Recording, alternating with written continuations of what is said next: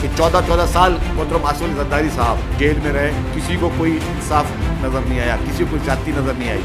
बीवी शहीद गोद में लेकर बच्चों लेके जाती थी अपने बाप से मिलाने के लिए, उस वक्त किसी को जुल्म नजर नहीं आया। 2 हुकूमतें मोहतरमा बेनज़ीर भुट्टो शहीद की खत्म की गई, इलीगल गैर कानूनी पर खत्म की गई, तब किसी को इंसाफ नजर नहीं आया कि क्या इंसाफ होना चाहिए। शहीद जुल्फ़िकार अली भुट्टो को, कायदे अवाम को गैर आइनी गैर कानूनी तौर पर अदालती कत्ल किया गया।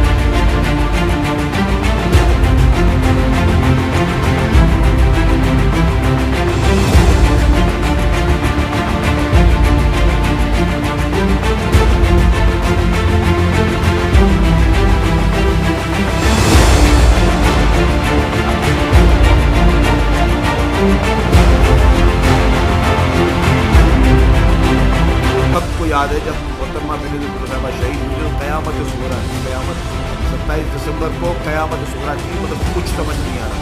लेकिन उस वक्त जो लीडर था ना, शायद सबके जज्बात पता नहीं किसी के क्या थे, किसी के क्या थे, लीडर एक ही था जिसने कहा कि पाकिस्तान